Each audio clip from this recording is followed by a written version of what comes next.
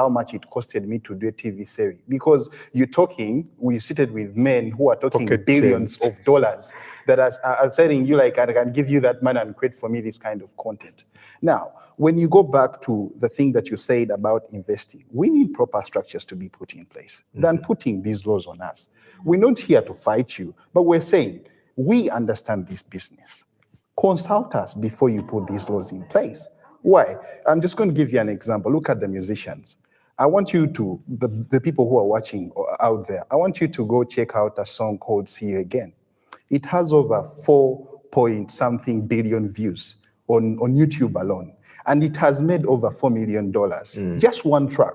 That is equivalent of, it's equivalent of like 12 billion Ugandan shillings. You get? Now, let's bring it back to like the movies themselves, the amount of money they are generating. Guys, I see a lot of money being pumped in agriculture. It is not that everyone is going to be doing agriculture. No, and we're not going to export beans and coffee to compete on the global market. I want you to look at the things that are trending today that are making money. You see Cristiano Ronaldo moving from one team to another and is given 6,000 US euro. That is equivalent of 10 billion Ugandan money, one person.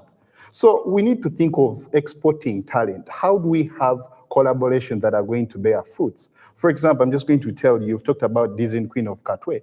It's because of what happened to Disney Queen of Katwe, we had to bring in French Montana underground so that the government doesn't get to know. We shot the video, we shot everything. By the time people got to know that French Montana is in the country, he had already gone. Right now, as we speak, the video has over 1.1 billion. And when it's starting, you see Kampala, Uganda. There is no better marketing than that.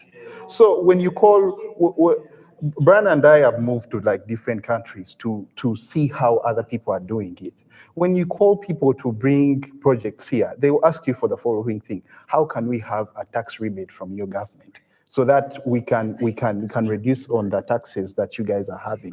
So when you put these laws in place, you're not only chasing away us, you're chasing away the bigger investors that are going to be able to impact or inject money in the industry. Yeah. The thing about agriculture is like, the best example you can have is if you're in a desert and you're thirsty, and someone asks you, do you want to watch a movie or do you want water? Now the obvious thing is you go for water because you need water right now. Yeah. Now they give you like 10 bottles.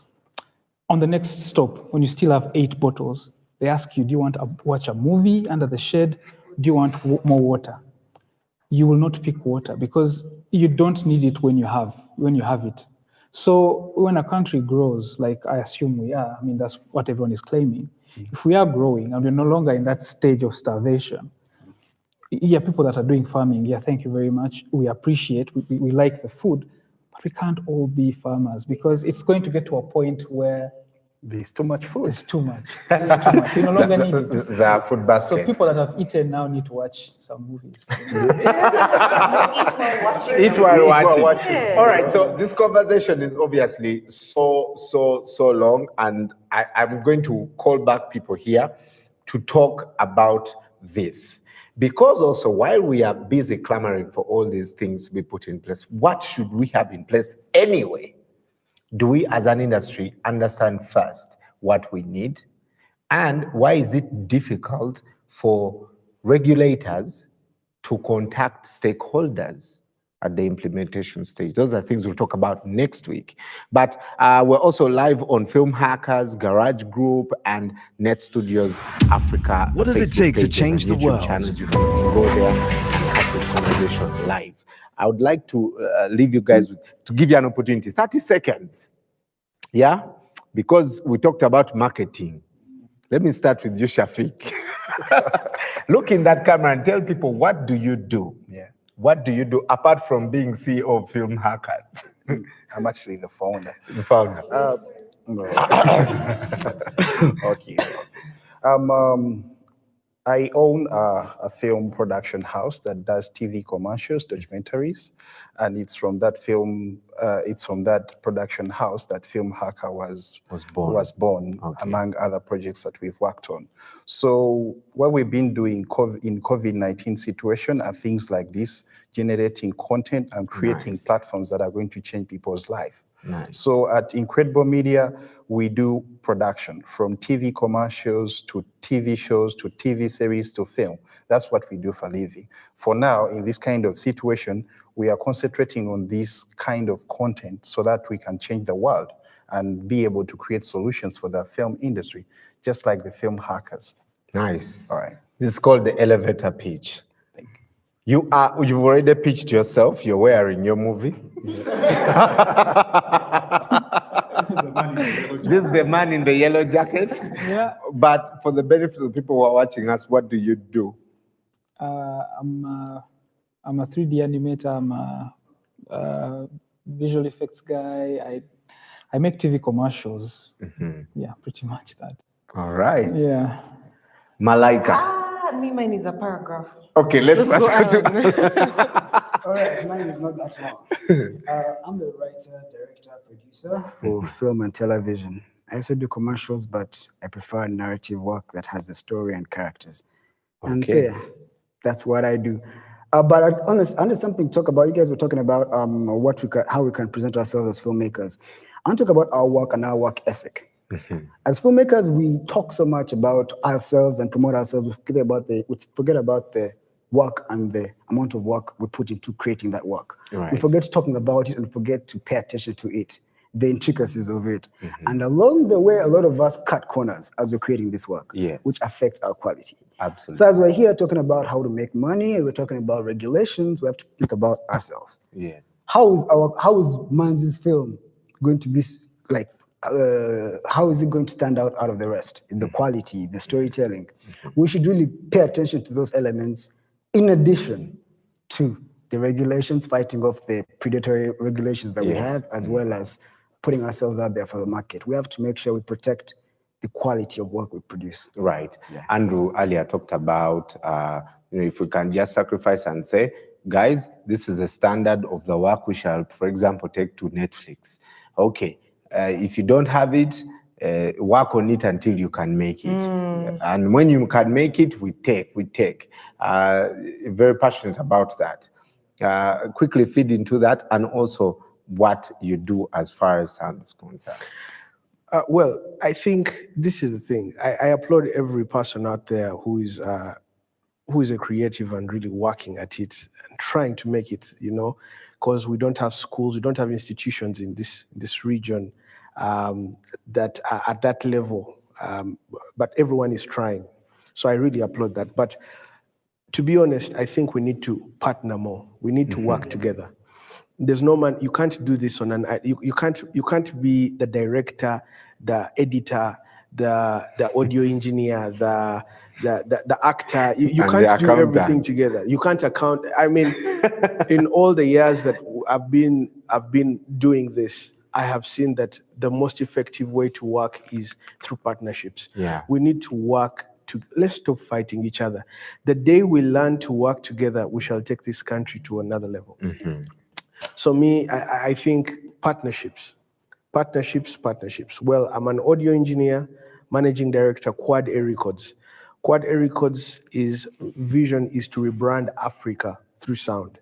We want to change the narrative of sound, of the narrative of Africa. People have always said that Africa is a no-go. I mean, the stories that come out of Africa, this the talent Africa is a third world destination. I mean, you just go there when you want to see baboons but there is so much that we can tell. We're filled with so much stories.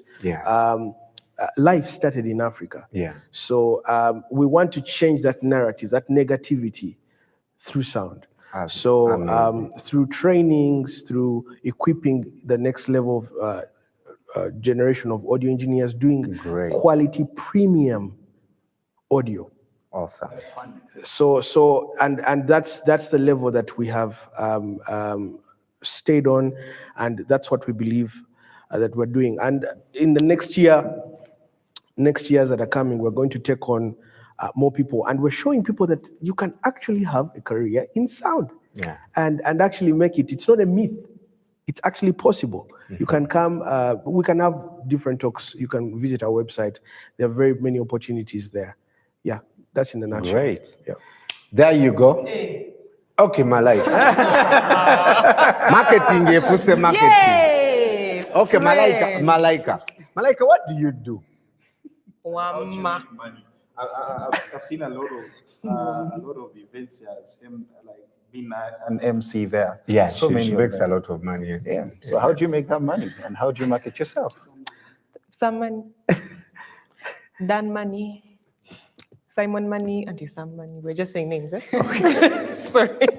Okay, so first of all, I'd like to attest to the quality that these gentlemen have produced. I have worked with each and every single one of them in one way or the other, and I kid you not. One of the things that Ahura has talked about, I'll call him Quad A. Quad A has talked about that actually caught my attention was when he said the quality of the sound. I went for an event, and the soundtrack of that thing was so good. It broke my heart that I was shocked it was from Uganda. Yes. It broke my heart that I was shocked. But when I was told it was a Ugandan, I was like, Chizibu. Chizibu. And he knows that whenever he has, like, I hear an ad, I'm like, is it you? I'm happy that now my first thought is Quad A, which is a Ugandan, not only African, a Ugandan. So I will say Good that. job, But yeah. it did break my heart that day when I realized that I doubted Uganda being capable of doing something like that. And that's what I want to talk about before I tell you what I do. Our mentalities. We in the industry. Forget these outside guys. Because you manira. You get it? Like you don't take yourself seriously. Why should someone else do? We're always bickering and fighting within our little factions and fractions that we have created within ourselves, that we don't realize that there's a bigger fight. It's nonsense what we are fighting over. It's a distraction, basically. The minute we understand that it is us, that the problem is there. We should not be fighting us. We should be fighting that problem. We will go farther. I kid you not. Many times I've been in rooms or in spaces, and that little thing has taken us farther back than it would take us forward. People not wanting to work with each other just because egos and I've been in this industry longer than you. Oh, you've been in this industry too long. Do you know what I've done? You've just come. What do you know? Then is you've been here too long. You know nothing. And then at the end of the day, it's ridiculous. If you realize that if we stop all of that and we say, hey, you guys, this is why the guys can open their mouths and do these laws. Because they think they can get away with it. Yes. Because while we are fighting each other, they realize that we can sneak this in. They're not paying attention. So guys, let's just stop that. Clearly, I'm a motivational speaker. Is a plug. I'm a voiceover artist. My voice, God blessed me with it. I do speak, and because of that, I do work on radio. I am going there right now. I work on 91.3 Capital FM. Fresh Hits for Uganda. Hashtag Malaika and Olanya for the Overdrive Show. I used to work with Brian Malondo on KFM in the morning. You might know me from there. I have done television for the last 4 years as well. I'm an actress. I'm currently Uganda's best lead actress. You're welcome. At least since 2020 is not counted. Paka 2021.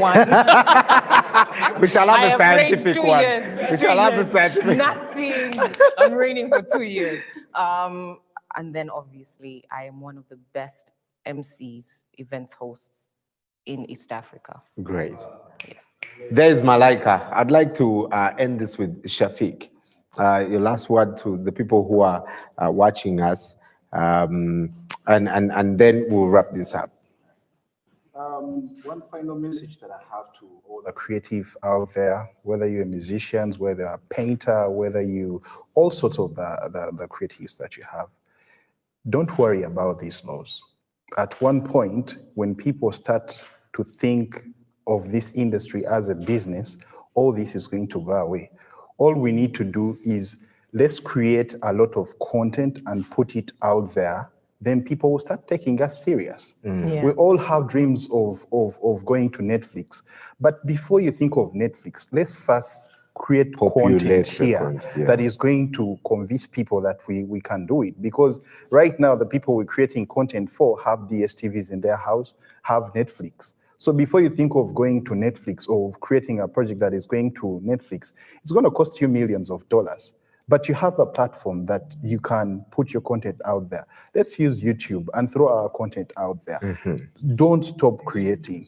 And for the people who are creating these laws, we're kindly begging you, guys, this is a business that can employ 70% of the young people that are jobless right now. Trust me, because we've been on sets where you have like more than 200 people. Yeah. So when we make the industry become professional, more professional the way it is right now, we'll be able to create more jobs for young people. So whoever is creating laws, you're not creating them for Shafiq, for Andrew Ahura, for all these guys who are here, but you're also affecting your kid, your sister, your brother out there, because at some point somewhere, they're all linked to this industry. So I call upon all the creatives, guys. This is not the time to fight one another.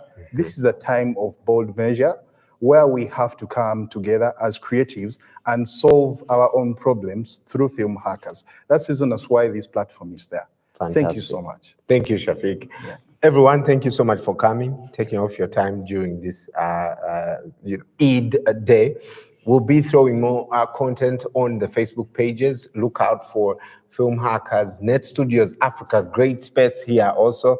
If you're interested in creating some shows, you can come to Net Studios Africa in Chitintale, Garage Group. You can check that out. Yeah, I'm also a motivational speaker, a presenter, a preacher, a pastor. What else?